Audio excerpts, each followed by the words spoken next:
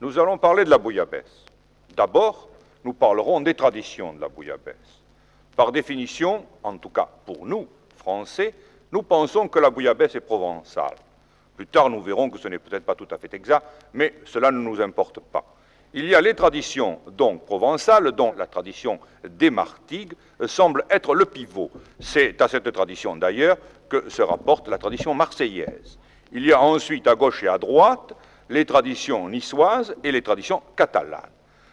Si vous me posiez la question « qu'est-ce que la bouillabaisse ?», je me verrai en devoir de vous répondre d'une façon extrêmement concise et je vous dirai « la bouillabaisse, c'est de l'huile d'olive, de l'ail, de l'oignon, de la tomate, du safran et du fenouil. » Peut-être me direz-vous alors « mais le poisson ?» Eh bien, je vous dirai « je n'ai pas oublié le poisson, car il existe des bouillabaisses dans lesquelles il n'y a pas de poisson. » Par exemple, la bouillabaisse borgne, la bouillabaisse d'œufs, les bouillabaisses de légumes, et enfin, certaines bouillabaisses de fantaisie, dont une bien connue du maître Escoffier, qui, lui, n'hésitait pas à faire une bouillabaisse en mettant simplement dans le bouillon les cailloux de la grève le jour où la pêche n'avait pas été bonne. Mais ceci est de la fantaisie. Nous voulons tout de même penser comme presque tout le monde, presque tous les Provençaux et presque tous les gastronomes, bouillabaisse, c'est le synonyme de rascasse. Et aujourd'hui, ce sera notre propos. L'origine de la bouillabaisse elle-même, du moins de la soupe de poisson, qui aujourd'hui s'appelle bouillabaisse, cette origine se perd dans la nuit des temps. On prétend même que Pythagore en aurait donné à la fois et la recette, et en aurait également donné la définition en disant, comme l'a dit un tout petit peu plus tard Pline, que c'était excellent à la fois pour la santé, pour les bronches et pour un tas d'autres choses. En réalité, nous pouvons penser que les soupes de poisson, qu'elles soient grecques, qu'elles soient égyptiennes, du moment qu'elles sont méditerranéennes, finissent par se cristalliser sous forme d'une soupe qui devient la bouillabaisse. En effet, Pline l'Ancien, il a eu un destin merveilleux pour un gastronome, vous savez qu'il est mort dans le Vésuve, grillé comme Saint-Laurent, j'espère d'ailleurs qu'il était grillé à point, mais il a voulu voir de trop près une éruption du Vésuve et ça lui a été fatal. Eh bien, il donnait, lui, ce Pline, une recette de bouillabaisse qui se faisait avec de la rascasse, du poisson de roche, de l'ail, de l'huile d'olive, du fenouil et du poireau. Naturellement, vous avez constaté qu'il ne parlait ni de safran ni de tomate. Nous ne pouvons pas espérer que la tomate qui a été découverte au Pérou exista déjà dans les recettes de Pline, mais par contre, il aurait très bien pu être question de safran, car le safran était fort bien connu à la fois et des Grecs et des Romains.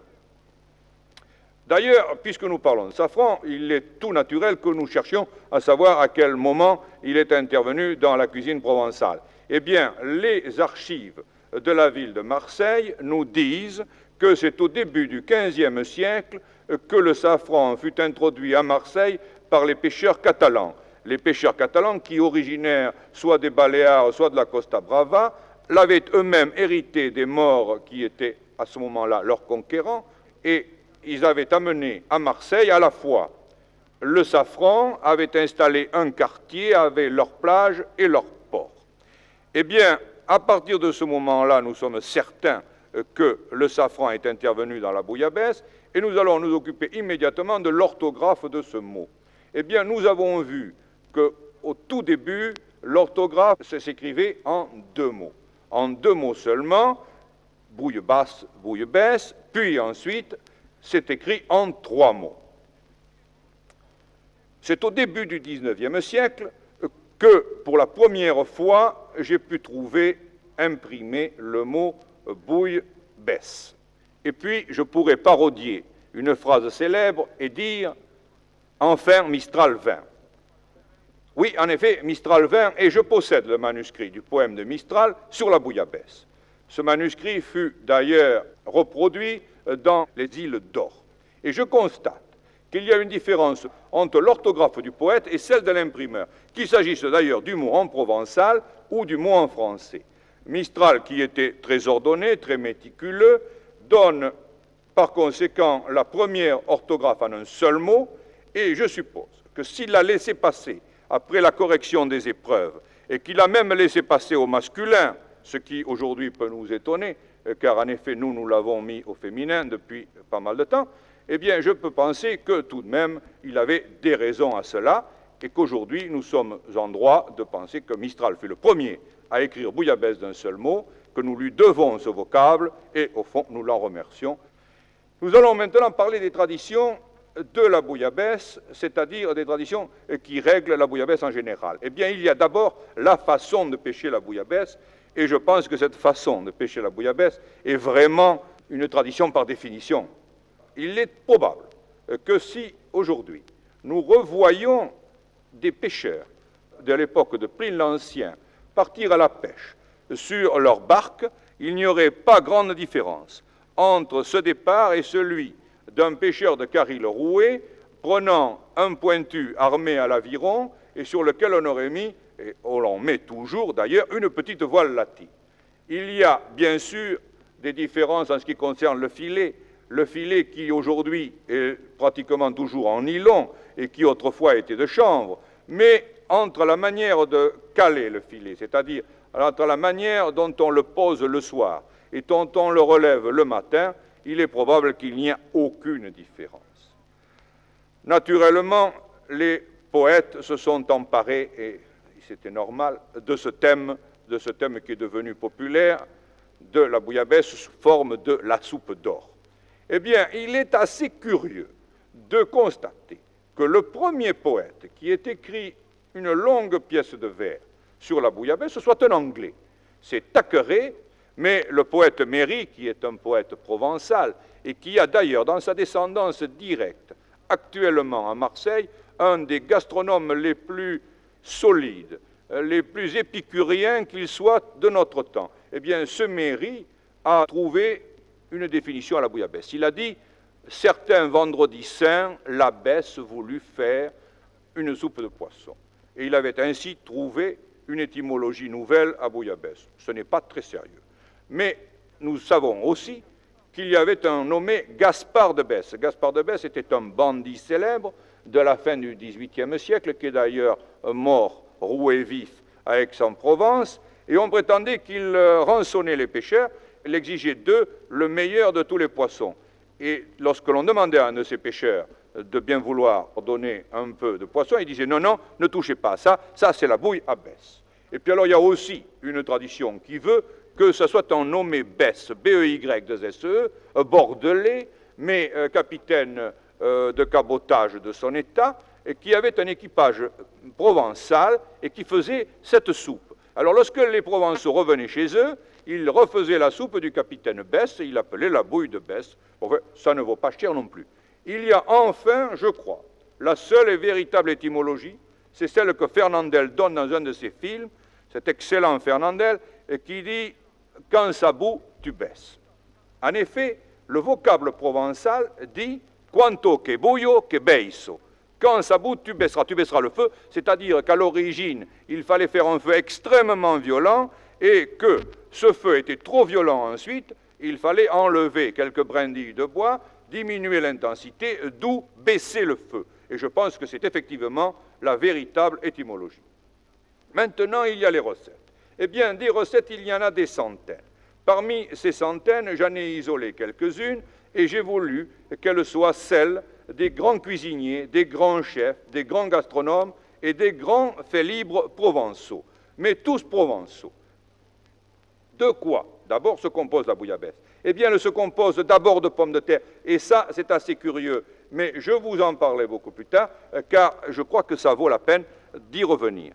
Alors, il y a l'oignon, je vous l'ai dit tout à l'heure, l'ail, la tomate, le persil, le fenouil, l'huile d'olive, le sel, le poivre, le safran, et il y a très peu d'années, le poireau, qui était absolument obligatoire, absolument classique, et dont on a abandonné l'usage. C'est fort dommage. Les poissons, eux, sont les poissons de roche. Il y a la rascasse, il y a le Saint-Pierre, la galinette, que l'on appelle aussi le rouget grondin, il y a le congo qu'on appelle aussi fiella, il y a le roucao, la murène, la vieille, que l'on appelle aussi lucrèce, il y a la baudroie, que l'on appelle aussi le crapaud, il y a la vive, qui est la vipère des mers, et il y a aussi n'est-ce pas, le capellan. On peut penser que le capellan est un poisson bien tendre pour être joint à la bouillabaisse, mais c'est une question de goût au fond, et il n'y a pas de raison pour que l'on le supprime. Ensuite, il y a les crustacés qui rentrent dans la bouillabaisse. Et là, Pagnol, notre cher Marcel Pagnol, nous dit que dans la bouillabaisse, qui est un plat populaire, il ne saurait être question de langouste. Eh bien, si on ne peut pas mettre langouste, il nous reste quand même la possibilité d'y mettre des favouilles, qui sont de petits crabes au parfum extrêmement intéressant, pourrais-je dire, et puis les cigales de mer. Les cigales de mer, qui, elles, sont relativement rares d'ailleurs. Eh bien, il y a les poissons. Je vais revenir à ces poissons pour vous en donner des définitions plus précises. La rascasse, ce qui s'appelait autrefois scorpène, de ce mot d'ailleurs vient probablement du mot scorpion. Et lorsqu'elles sont très grosses, ces rascasses, eh bien, on les appelle aussi chapons. Vous savez que ces rascasses sont des espèces de monstres marins, enfin, de monstres marins, tout compte fait à une toute petite échelle, mais enfin, si l'on veut représenter un monstre marin, on a l'habitude de grossir énormément une rascasse, et effectivement, c'est assez impressionnant. Elles ont, ces rascasses, du venin. Vous le savez, si on se pique avec une rascasse, on risque d'avoir un petit empoisonnement. Eh bien, je pense, moi, personnellement, que le parfum de la rascasse est justement contenu dans ce venin. Et c'est pourquoi il ne peut jamais être question de transiger avec la fraîcheur, et même souvent avec le transport, parce que justement ce venin qui est à fleur de peau est immédiatement la première chose qui se perd. Eh bien ensuite, il y a le Saint-Pierre, et le Saint-Pierre a une bien jolie légende, et cette légende, je voudrais vous la dire. Voilà ce que l'on raconte. On raconte que Saint-Pierre était à la pêche un jour, et il avait attrapé un poisson. Et ce poisson se mit à crier tellement fort, il a imploré tellement Saint-Pierre, que Saint-Pierre l'a rejeté à l'eau. Seulement, il l'avait tenu entre ses doigts, et il s'est aperçu qu'il avait laissé ses empreintes sur le poisson. Et effectivement, si vous regardez aujourd'hui un Saint-Pierre, vous verrez que les doigts de l'apôtre y ont laissé leur marque. C'est une bien jolie légende. Ensuite, il y a les rougets. Voyez-vous, il y a deux rougets. Il y a celui du haut, qui est un rouget grondin, et celui du bas, qui est un rouget barbé, un véritable rouget. On prétend que le grondin, d'ailleurs, s'est appelé grondin parce qu'il rouspétait. Il rouspétait parce qu'il n'avait pas de nez. Eh bien, nous pensons que c'est peut-être un rouspéteur, mais enfin, nous sommes sûrs que ce n'est pas le meilleur des deux rougets. Le second, le rouget barbé, est sûrement un des meilleurs poissons de Méditerranée, et il mérite d'être traité avec beaucoup d'égards. Ensuite, il y a le congre. Le congre, qui est un très beau ténébreux, qui est un merveilleux poisson sombre, noir, très beau, et qui n'est pas très bon. Mais, par contre, il a un très bon parfum, et c'est ce parfum que l'on recherche souvent. Et lorsque l'on n'a pas de congre, on met de la murène, et ceci pour exactement les mêmes raisons, car la murène non plus n'est pas un très bon poisson à manger, mais c'est un poisson qui amène à la bouillabaisse un parfum spécial, très, très fin, très délicat, et pour lequel on attache beaucoup d'importance. Ensuite, il y a la vive qui est la vipère de mer. Si, je vous ai dit tout à l'heure que la rascasse était dangereuse, la vive l'est encore beaucoup plus. Elle a trois épines principales, dont une au-dessus de la tête, qui est vraiment très venimeuse et avec laquelle on risque de très graves accidents. Je vous ferai remarquer que dans la photo que nous vous présentons, il y a un petit Saint-Pierre et une grosse vive. En général, c'est le contraire. Mais là sont les vicissitudes de la pêche. Eh bien, je voudrais vous parler aussi un tout petit peu des crustacés. Malgré l'opinion, naturellement, de notre ami Pagnol, il est évidemment un fait, c'est que la langouste dans la bouillabaisse, si ça n'apporte effectivement pas grand-chose à la qualité de la soupe, ça apporte beaucoup au point de vue décoratif. C'est très joli, il faut bien admettre que c'est très joli. En tout cas, les favouilles et les cigales, elles, apportent quelque chose. Car effectivement, c'est très facile à manger, et ça a un parfum qui se communique réellement à la soupe. Donc, je vais maintenant, que je vous ai donné toutes les définitions, vous donner la recette, la façon dans la tradition provençale d'exécuter une bouillabaisse, et je pense qu'à partir de maintenant, vous êtes tout à fait au courant, en tout cas, de ce qu'il vous faut, et vous allez pouvoir exécuter vous-même, presque sous ma dictée, une bouillabaisse qui sera la bouillabaisse des bouillabaisses, bien entendu. La bouillabaisse est une question de village. On prétend que chaque marin a une femme dans chaque port, mais dans chaque port, on est sûr qu'il y a une bouillabaisse, et chaque pêcheur a naturellement son port. Il transporte d'ailleurs sa bouillabaisse avec lui. Il ne s'agit donc pas, pour moi, de vous donner la recette de bouillabaisse, mais bien une recette de bouillabaisse. Il est une grande loi qui veut qu'on ne doive jamais abuser d'un parfum, c'est-à-dire un parfum ne doit jamais dominer les autres dans un plat. Je voudrais d'abord rendre un hommage aux femmes qui m'ont appris à faire la bouillabaisse. Il y en a deux qui ont disparu malheureusement. Il s'agissait de Mme Terra de la Napoule et de Mme Salvatore de la Croix. Quant à la troisième, qui vit toujours, elle a longtemps officié au Brusque et sa modestie veut que je ne la cite pas, elle ne veut pas que je la cite, et par conséquent, j'en profite néanmoins pour lui dire merci. Comment réaliser une bouillabaisse? Eh bien, d'abord, il faut nettoyer le poisson. C'est la première des choses. Comment nettoyer le poisson? On doit essayer de le nettoyer le plus tôt possible après avoir été pêché. Il est nécessaire de le laver à l'eau de mer, et ça, c'est extrêmement important. On doit le gratter, et pour le gratter, il y a plusieurs outils. Il y en a qui existent, qui sont de petits couteaux. Il y a également la râpe à fromage, dont on peut se servir. Il y a aussi des cercles dentés qui servent à enlever les écailles. De toute façon, il faut se souvenir d'une chose, c'est qu'on n'enlève pas les écailles de la queue vers la tête, mais bien de l'arête dorsale vers l'arête ventrale, et c'est-à-dire dans le sens de la largeur. Lorsque l'on sait ça, on a écaillé le poisson, on lui enlève les ouïes, et en arrachant les ouïes, souvent, la tripe vient avec. À ce moment-là, il ne s'agit plus d'ouvrir le poisson pour le vider, c'est inutile.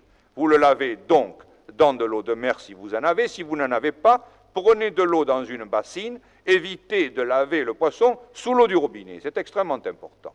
Bon, vous videz le poisson, mais vous n'êtes pas obligé de le relaver après. C'est-à-dire, essayez de le vider très proprement en réservant, bien entendu, les foies, car nous aurons besoin du foie tout à l'heure pour faire la rouille, mais comme il y en aura trop, on choisira les plus beaux.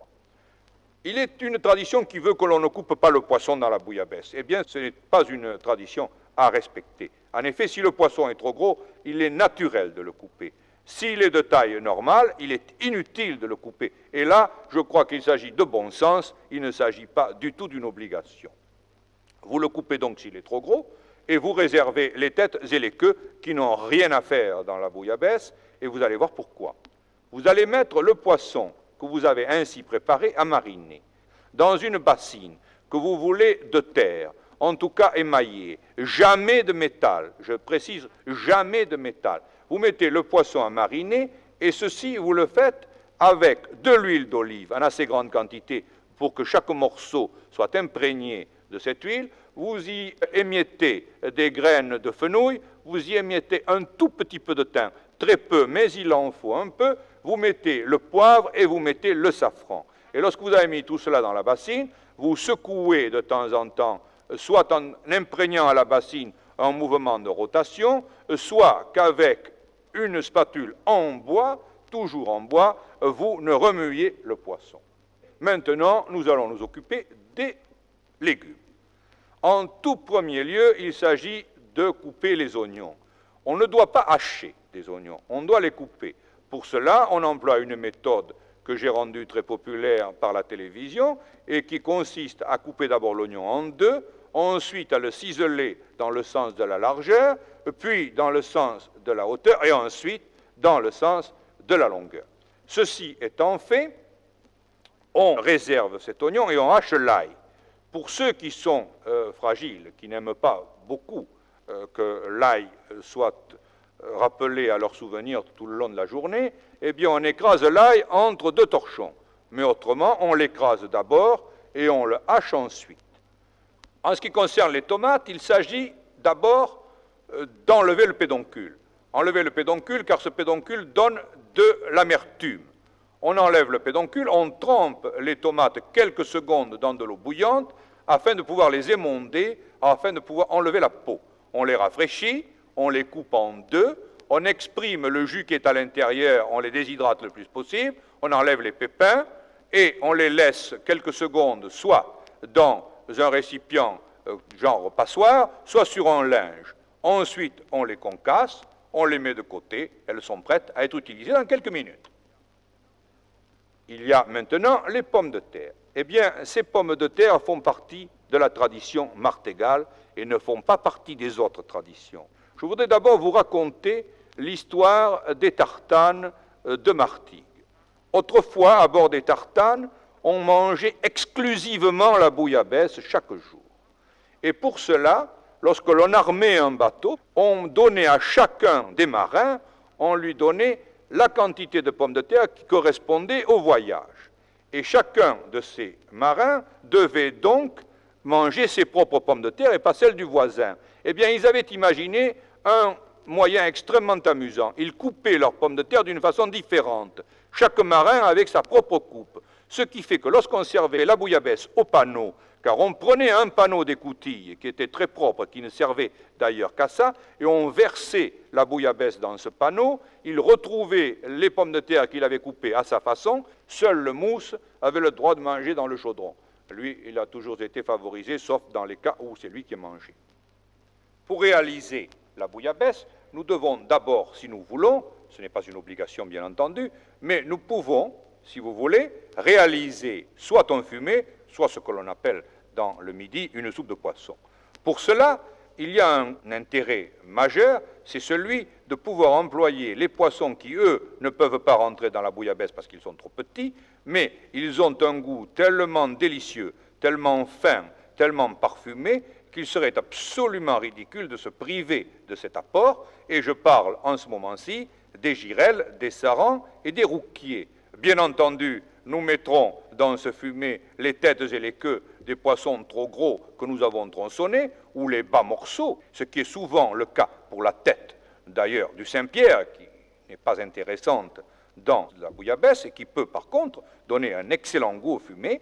Eh bien, ce fumé, nous le composerons avec beaucoup de simplicité. Dans une marmite, nous mettrons de l'eau. Nous aurons nettoyé les poissons. Nous allons ajouter un tout petit peu de vin blanc. Ce vin blanc a un intérêt réel, car il amène une acidité nécessaire. Nous allons mettre un peu d'oignon, un peu d'ail, des queues de persil, un peu de sel. Vous savez qu'en général, je donne le conseil de ne jamais saler les fumés, mais en l'occurrence, il s'agit d'un fumé qui a une destination bien déterminée, puisqu'il va nous servir dans un moment à réaliser la bouillabaisse. Par conséquent, nous savons que nous ne le ferons pas réduire. On peut le saler très légèrement. On peut mettre un peu de fenouil frais, un peu de céleri, un peu de verre de poireau. Enfin, les légumes dont on dispose.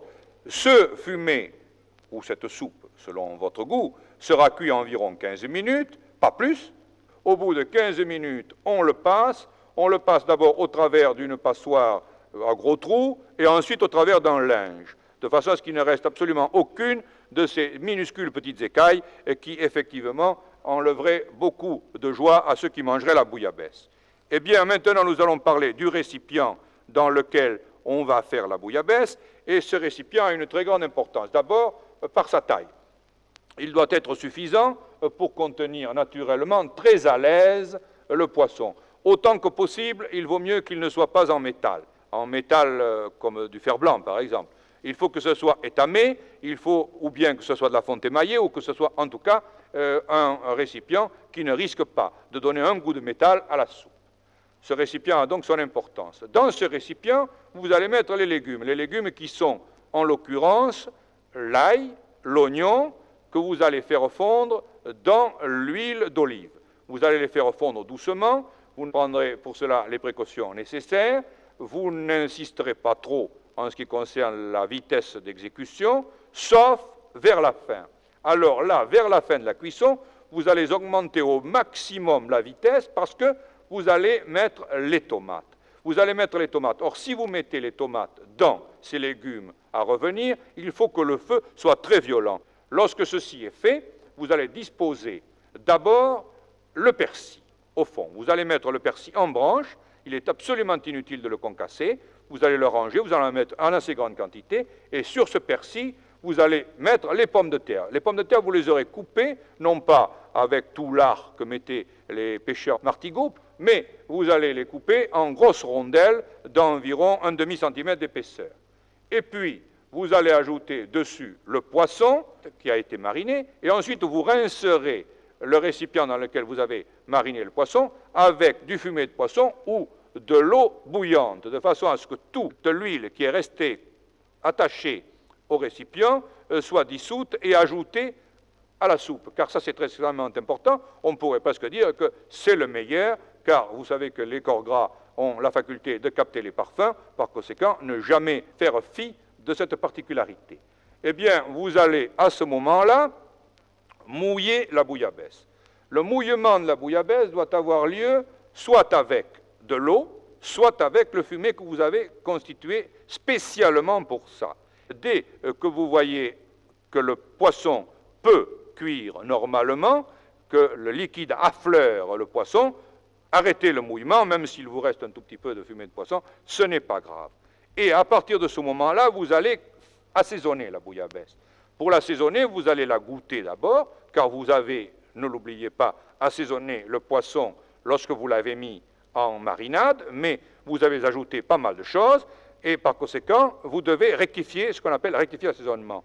Goûtez-le, ajoutez le poivre nécessaire, le sel nécessaire. Le sel est toujours nécessaire puisque vous n'en avez pas mis dans la marinade.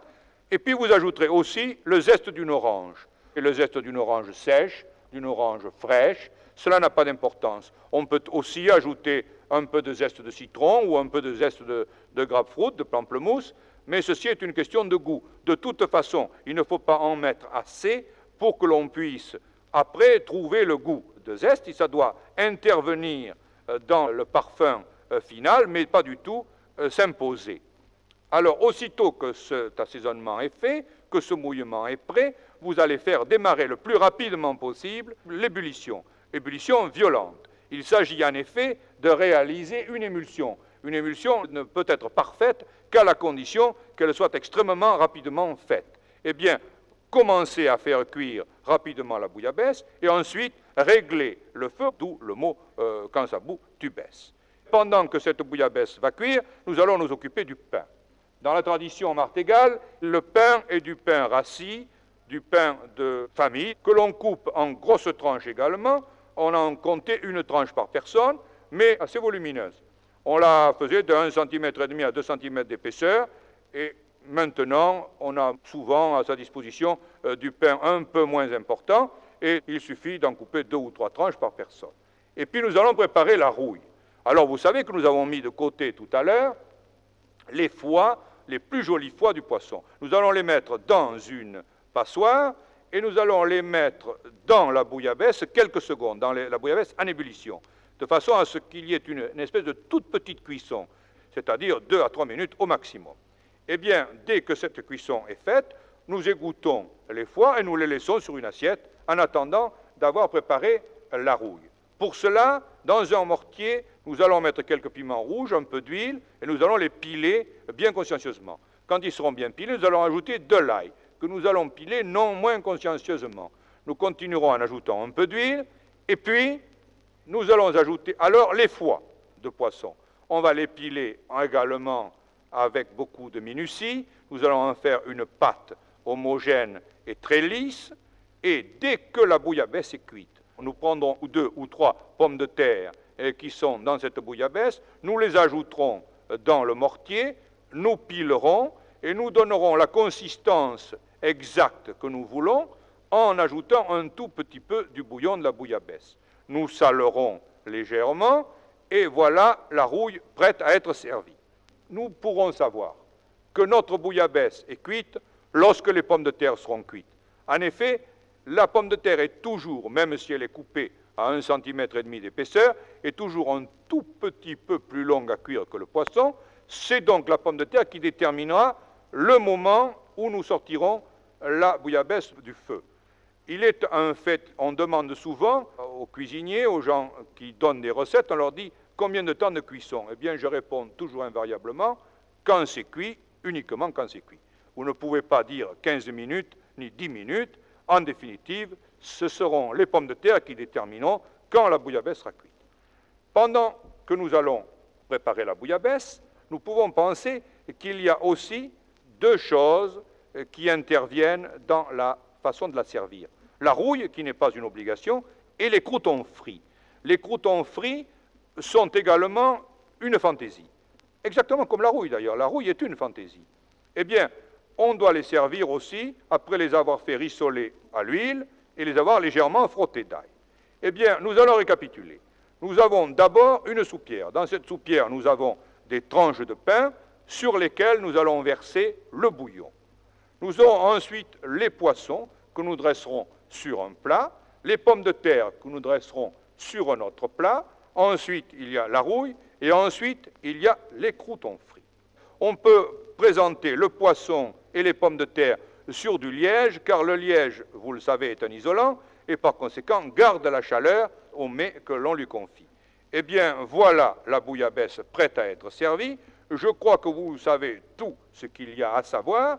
Il ne vous reste plus qu'à la manger, et c'est pourquoi maintenant je vous dis bon appétit.